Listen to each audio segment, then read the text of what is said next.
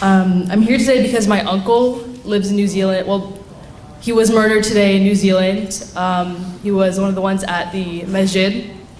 He has 3 kids and a wife. Three of his friends were also murdered, and the wife is unable to leave because she was from Gaza, and so those who know about what's going on in Palestine, it's very difficult to leave with a Palestinian passport or papers.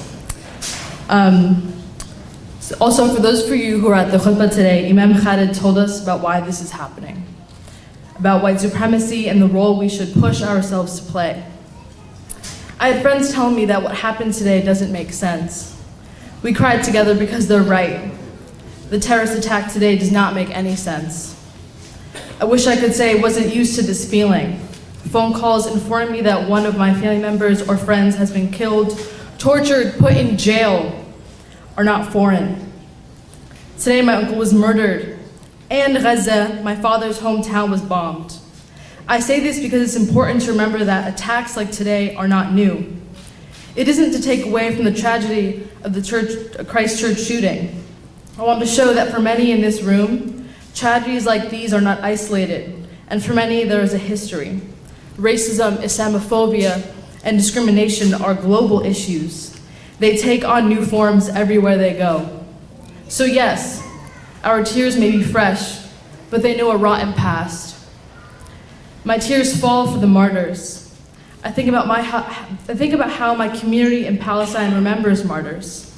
In the center of almost every village, there is a long plaque with every name of every martyr.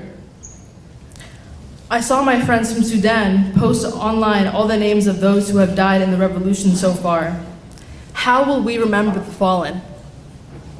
Our tears are strength, and they are the first step. We're here right now to hold one another. What are we doing afterwards? My uncle was murdered. New Zealand families are broken. We must think about what we will do outside of these Kimmel steps and not just about New Zealand. Today I am praying for 49 martyrs in New Zealand, my uncle, Gaza, Sudan, Kashmir, China, and many more. Muslims are being persecuted everywhere. Today was more than a shooting. It was the world insisting upon a global movement. Gaza demands our attention. Sudan calls for our solidarity. China still has concentration camps, and in Kashmir people are being slaughtered. And now, New Zealand. 49 of our brothers and sisters murdered. So when I say global movement, I mean our people everywhere.